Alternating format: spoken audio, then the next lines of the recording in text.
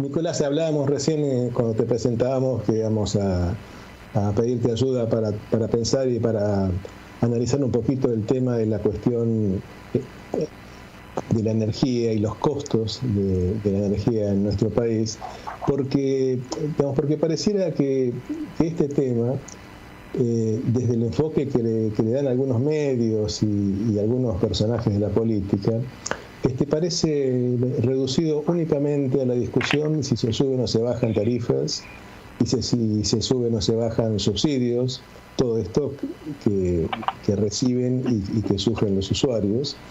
Y nos parece que el tema de la energía, el costo de la generación de energía, es bastante más que esto, ¿no?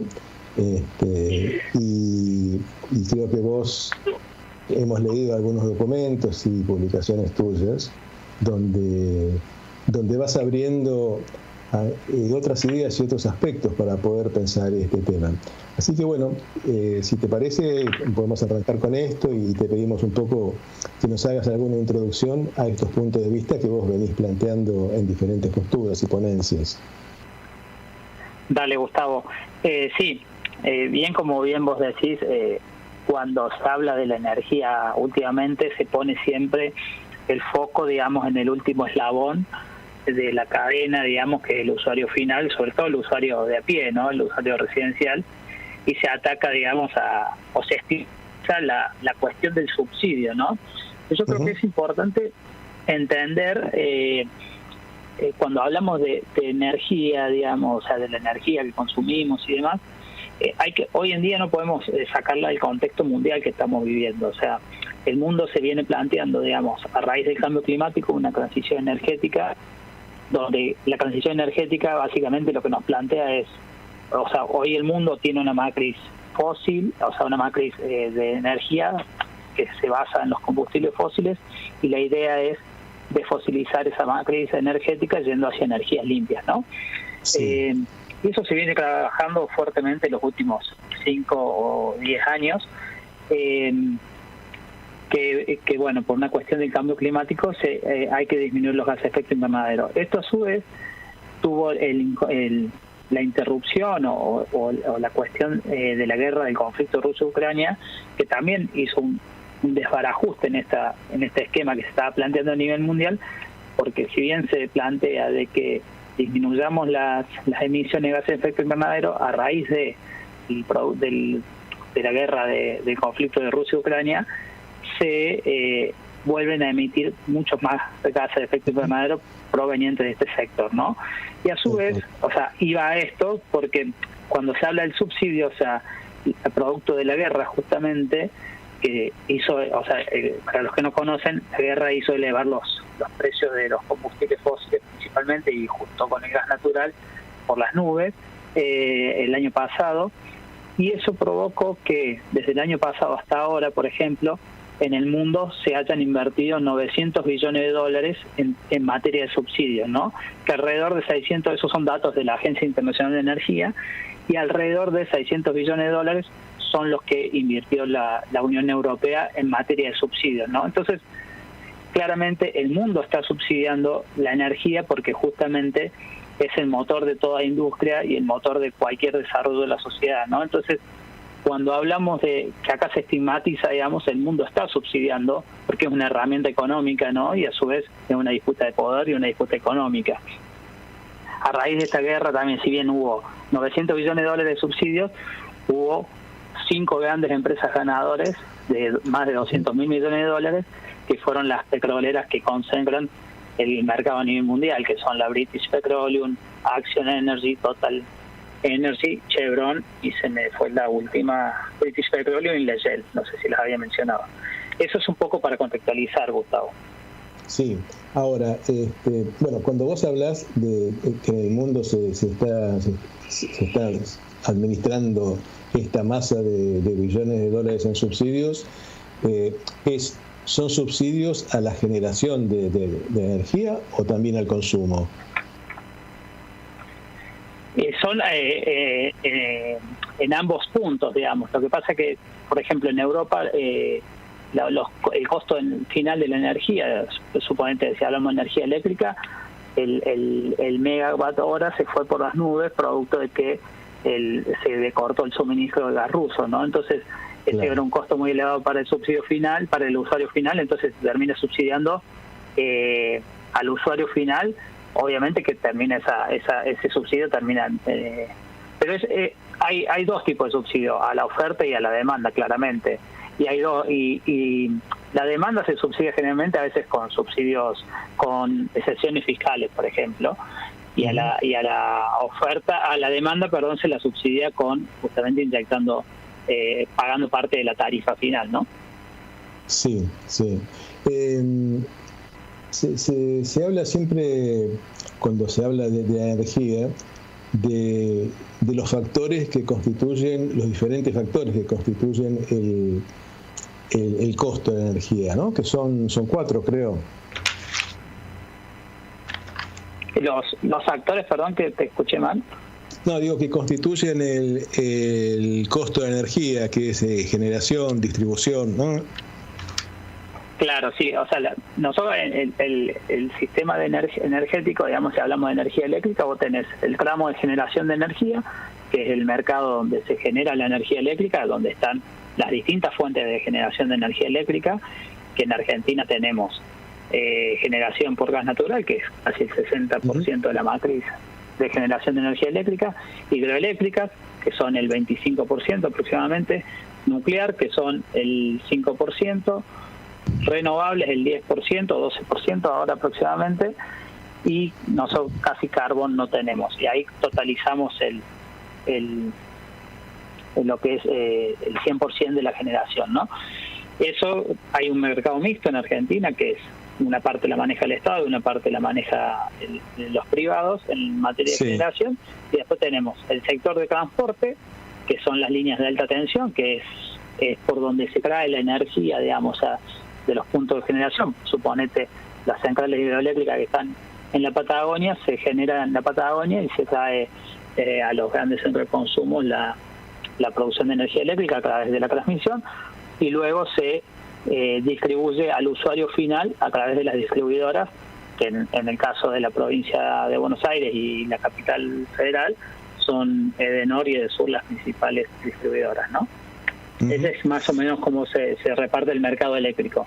Y después, bueno, los que fijan precios, eso es en función de las fuentes de generación que nosotros tengamos, ¿no? O sea, acá justamente yo mencionaba el término de conflicto bélico porque el año pasado elevó los precios de la generación de energía eléctrica, porque nosotros tenemos el 60% de nuestra matriz se produce a raíz de gas natural, y ese gas natural, como todavía no tenemos el autoabastecimiento, que pronto lo vamos a tener a raíz del gasoducto Néstor Kirchner, nosotros tuvimos que importar gas a través de barcos, y eso claramente nos hizo elevar los costos de generación, ¿no?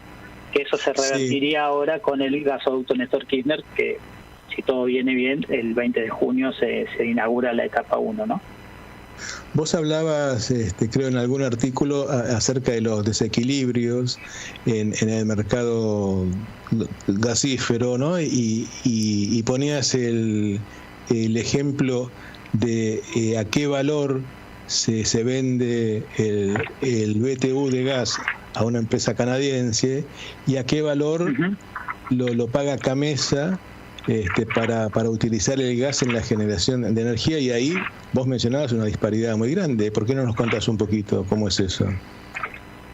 Sí, bueno, justamente ahí lo que surgió a raíz de empezar a exportar gas a Chile, hay una tarifa fijada a Metanex, creo que es alrededor de $2.50, y la importación de gas de Bolivia es un poco más elevada, que está alrededor de $7-8 el millón de BTU, ¿no? Entonces, la idea que se trata de transmitir con esto es que Argentina necesita unificar justamente el mercado regional, digamos, para que no tengamos esta disparidad, ¿no? O sea, no podemos estar importando a un precio más elevado de lo que exportamos, ¿no? Porque claramente el balance va a ser deficitario.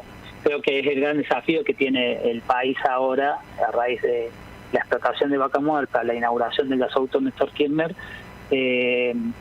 equilibrar este mercado de gas que tenemos para justamente pensar en soberanía energética, ¿no? O sea, creo que hay que buscar los equilibrios que está teniendo, ajustar los desequilibrios en realidad que está teniendo el país en materia, digamos, de justamente de precios y demás, porque hay un montón de resoluciones, es un mercado que está bastante complejo, entonces creo que es el momento ahora que se viene la etapa de el autoabastecimiento, porque nosotros con el gasoducto Néstor Kirchner vamos a dejar de importar GNL también por barco, principalmente en la etapa 1 vamos a dejar de importar el gas que viene de Bahía Blanca, de la subestación transformadora que tenemos en Bahía Blanca, y la etapa que se viene de la política energética justamente es hacer un equilibrio de todos estos precios, la matriz productiva de gas en Argentina, que sea justamente para el desarrollo tanto de la generación de energía eléctrica como el desarrollo industrial, el desarrollo del usuario residencial también, ¿no? Sí. No sé y en esto que decías, Nicolás, me parecía interesante algo que había leído en alguna de las entrevistas que te hicieron respecto de con este desequilibrio o esta disparidad, cómo se terminan exportando subsidios, decías vos, ¿no? Me parecía como muy gráfico eso. Y en esta línea de lo que estás diciendo, si pensamos en la energía en nuestro país, se maneja desde una política en términos de commodity, de recurso esencial estratégico, ¿dónde estamos en ese punto?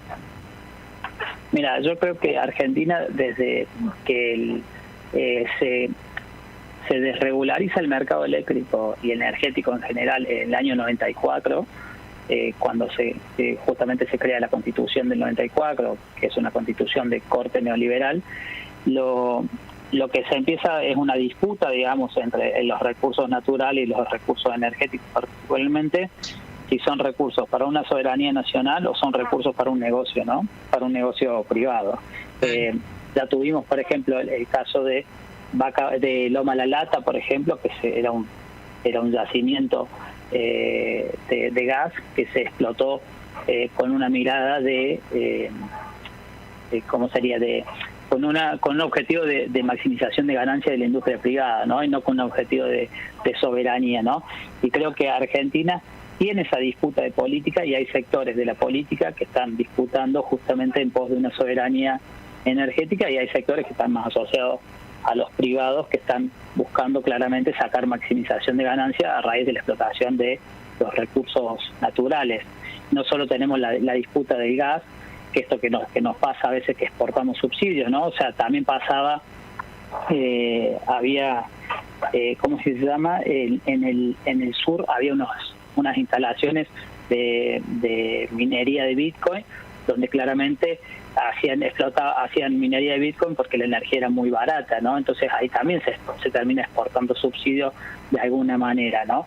Entonces creo que Argentina está en esa disyuntiva de cómo va a explotar los recursos naturales, y no solo es el tema del gas, a eso quería apuntar, sino que también tenemos el caso del litio y otros recursos naturales que son las discusiones fuertes que se van a venir en los próximos años, ¿no?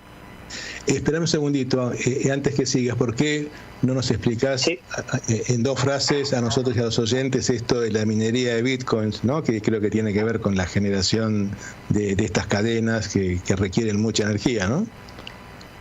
Claro, la minería de Bitcoin es un sistema, o sea, donde usa una base de datos, usa servidores informáticos que demandan mucha energía y claramente es un sistema, o sea, lo que hace es un negocio financiero, ¿no? Y nosotros estábamos abasteciendo a esa industria con energía barata, digamos, porque es una energía subsidiada la que tiene Argentina, y después para un negocio que era un negocio claramente financiero y que no era para el país, sino que estaba haciendo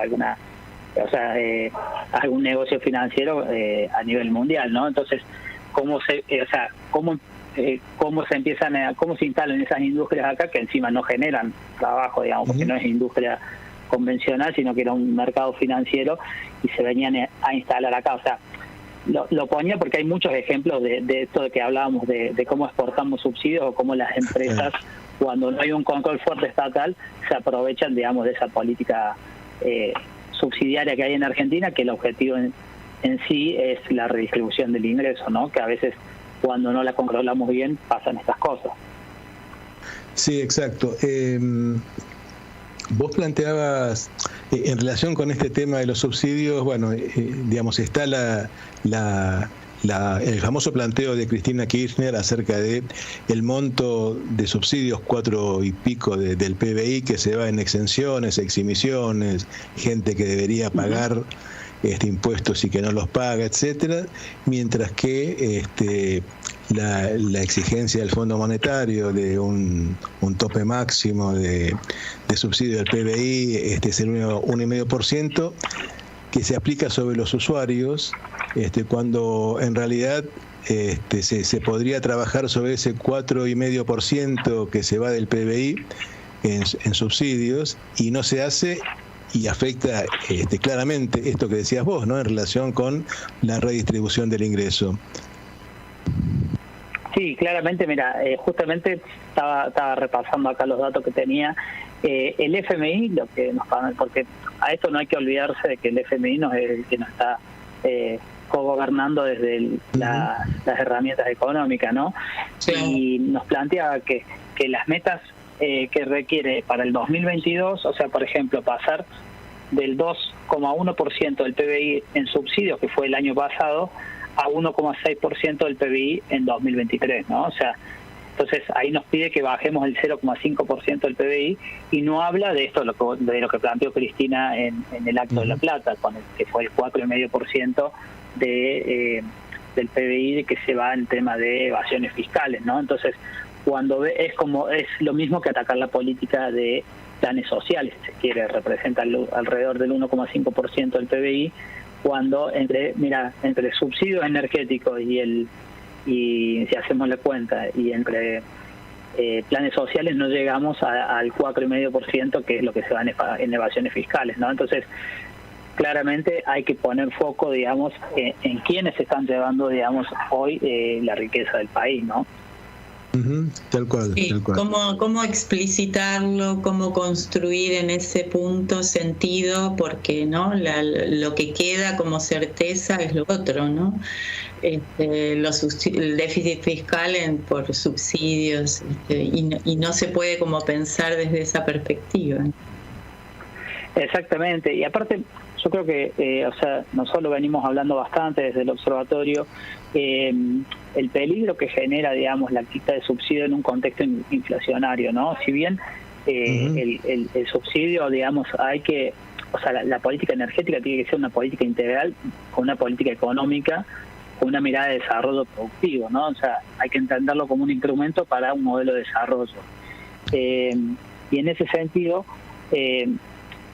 si uno ahora, en este contexto inflacionario, que estamos teniendo una inflación, hoy salió 7,5% este mes, si encima a eso le sumamos una quita de subsidio, le sumamos un aumento de combustibles, claramente es seguir inflando, digamos, la inflación, ¿no? O sea, es como echarle nafta, digamos, al fuego. Entonces, claramente hay que ser muy cuidadoso en ese sentido, porque puede ser contraproducente una quita de subsidio, que es la receta que nos pide el Fondo Monetario. Por eso Cristina también plantea, para salir de esa encrucijada, hay que romper, digamos, ese acuerdo que se firmó, que aparte se firmó justo en el momento que se produce el conflicto bélico Rusia-Ucrania. Entonces, claramente el mundo cambia y, digamos, las variables económicas cambian a nivel mundial, y eso repercute en Argentina. O sea, Argentina está inmersa en el mundo también, ¿no? Entonces las variables que se modifican en el contexto internacional repercuten directamente en el país, ¿no? Entonces, y más con la cuestión energética, que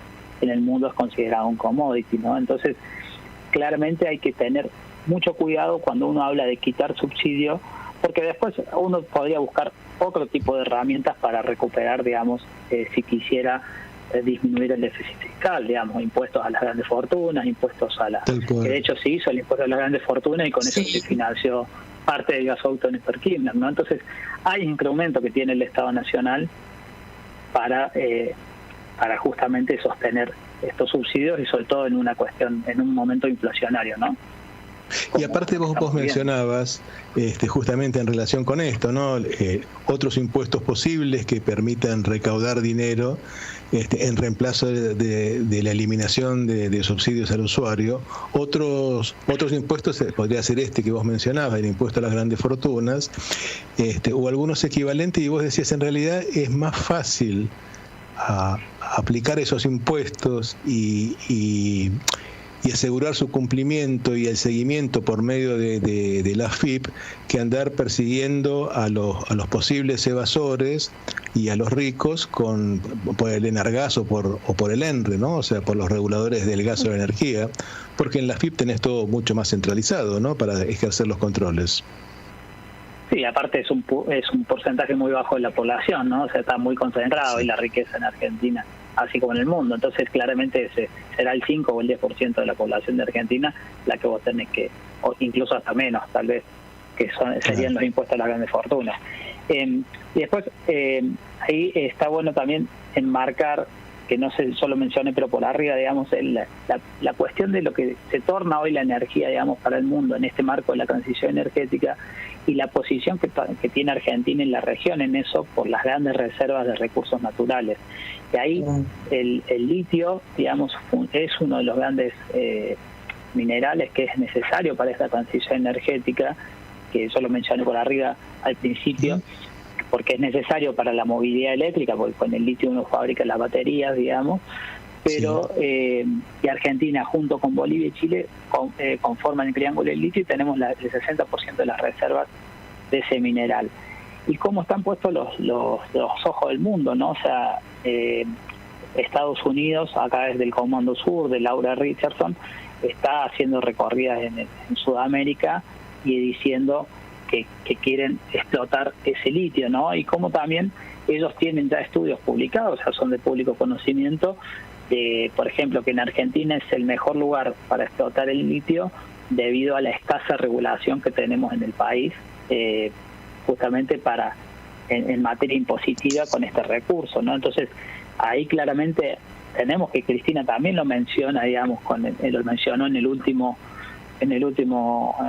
acto en la Plaza de Mayo, diciendo que, bueno, o sea, o volvemos a hacer Potosí o industrializamos y le damos valor agregado, digamos, a este tipo de recursos, ¿no? Entonces, ahí claramente se empiezan a visorar dónde hay que poner foco en la política energética y claramente también a esto sumarle, digamos, de Estados Unidos, no solo que quiere explotar el litio, digamos, de una manera primaria, digamos, como es el caso del agro, sino, por ejemplo, que está frenando los desarrollos más de industria estratégica que tenemos en el país, como ser el caso de las centrales nucleares.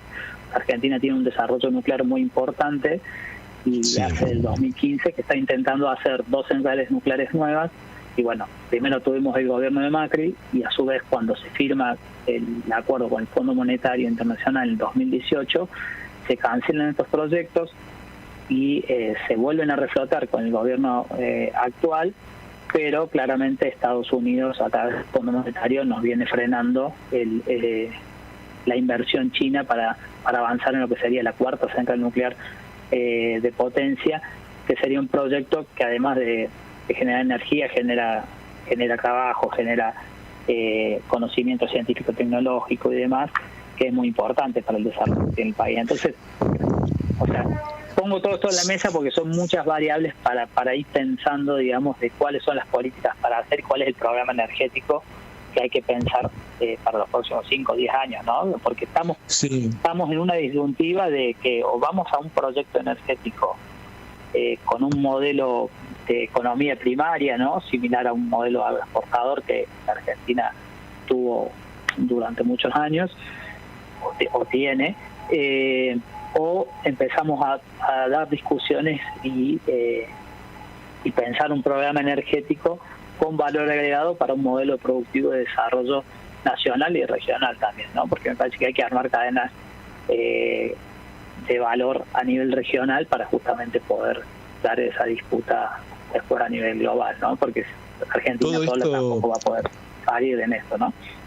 todo esto que vas planteando vos, Nicolás, es como lo decías hace un ratito, implica la necesidad de decisiones políticas para ir orientando las diferentes formas para encarar el tema del litio por un lado, el tema de las centrales nucleares por otro, y medio como que todo esto queda invisibilizado en la otra medida, que es todo el tema de subsidios sí o no a los usuarios, ¿no? Como culpabilizando al usuario de algunas de las dificultades y no poniendo el foco en estos temas que son como centrales para ahora y para el futuro.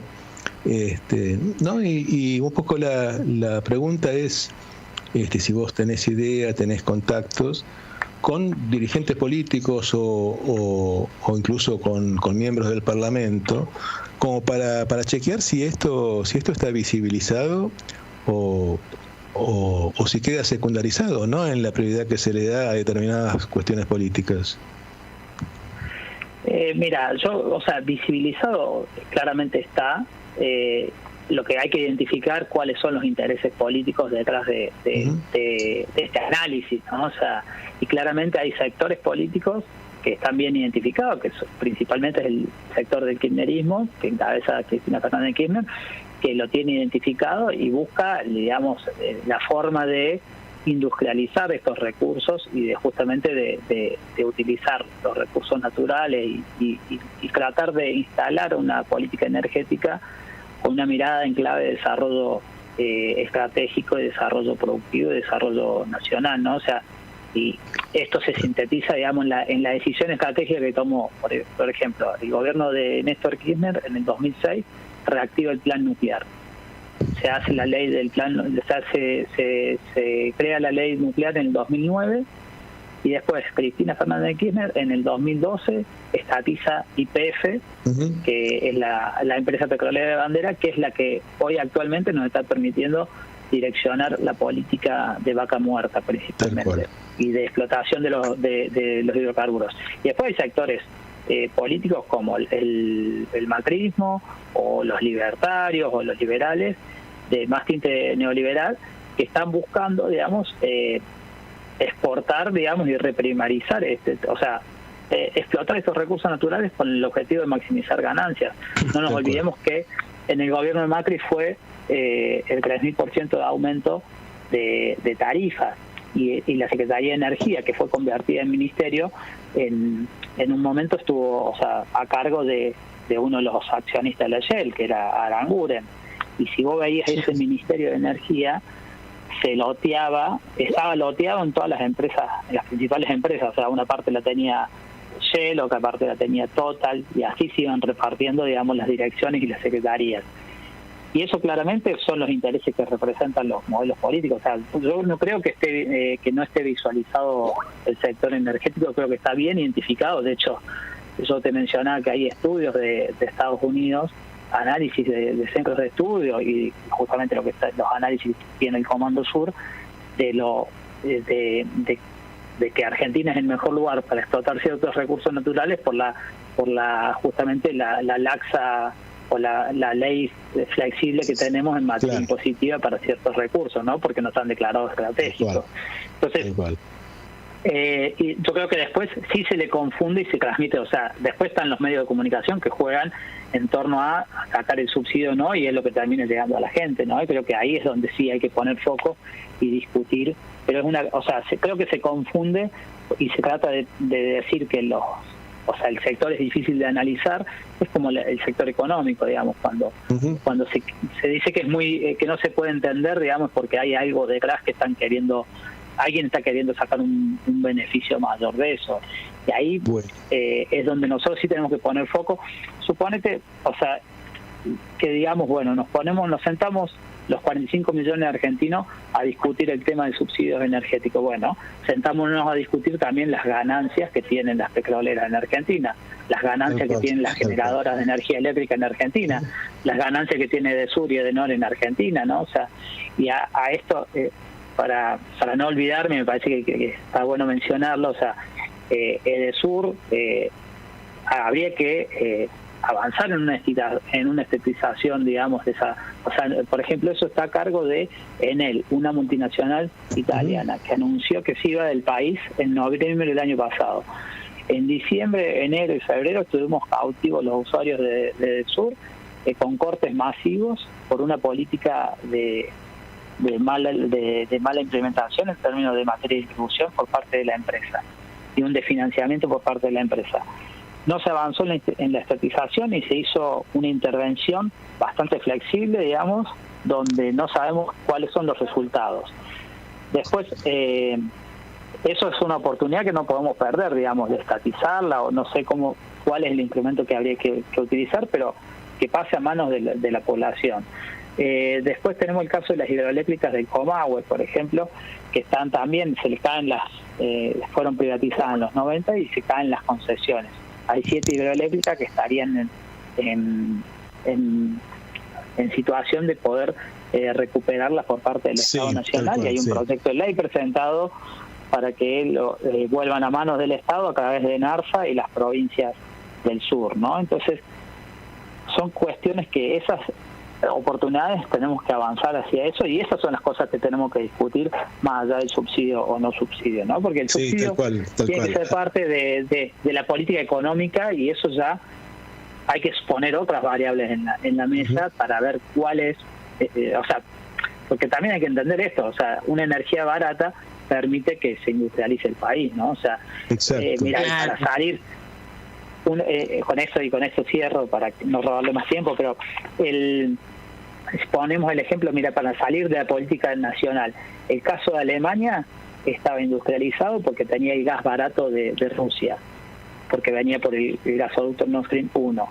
Ahora con el conflicto bélico se cortó el gas de Rusia y está importando gas y está volviendo a prender centrales de carbón, y la energía se le fue, los costos energéticos se le fueron por las nubes, y ahora las empresas no es tan rentable producir en Alemania, ¿no? Entonces están buscando relocalizarse en otros lugares, ¿no? Entonces, veamos la importancia que tiene la energía para un sector productivo. Tal cual, sí. Y como para cerrar algo de esto, algo de esto que estás contando vos, hacía una mención el gobernador Kicillof cuando dijo que si el costo de la energía nuestra va a depender de 5 jeques árabes que son los que fijan el precio, el desarrollo nuestro queda muy condicionado y casi imposible, ¿no? Claramente, o sea, nosotros no podemos quedar atados a un puñado de empresas, ¿no? O sea, eso creo que sería el peor error que nos puede pasar, sobre todo con las grandes reservas. O sea, nosotros tenemos el 60% del litio, y Vaca Muerta es la segunda reserva de gas no convencional del mundo y la cuarta de petróleo no convencional del mundo. O sea, para que dimensionemos la importancia, por ejemplo, Estados Unidos es la cuarta reserva de gas no convencional del mundo. Y nosotros somos la segunda, o sea, tenemos más reserva que Estados Unidos, y Estados Unidos es quien hoy se está posicionando como proveedor de gas a través de GNL al mundo, ¿no? Sobre todo principalmente a Europa. Sí. Entonces sí, coincido con el planteo del gobernador Kicillof en esos términos. Incluso hay que discutir, o sea, porque siempre se dice, no sé, la nafta en Estados Unidos vale $2 y acá vale $1, para decir un ejemplo. No sé el precio de la nafta, pero digo, o vale tanto y acá vale tanto. Pero no podemos comparar, digamos, los precios, primero porque nosotros producimos o sea, los recursos los tenemos acá, entonces tienen que tener un costo local. No puede estar dolarizada la tarifa, no puede estar dolarizada la energía en un país como Argentina, que es productor de energía. Eso creo que también es otra variable y para discutir y qué hacen al programa energético que tenemos que construir en los próximos años. Bueno, Macano, Nicolás, tenemos que ir cerrando. Te agradecemos muchísimo la conversación, las ideas y las propuestas, y bueno, lo seguiremos trabajando todo esto. Te mandamos un abrazo grande. No, muchas gracias, Gustavo, y gracias, Liliana, y bueno, cuando gusten volvemos a conversar. Dale, perfecto. Muchas gracias, Hecho. Muchas gracias, un abrazo. Un abrazo grande, que anden bien y saludo a toda la audiencia.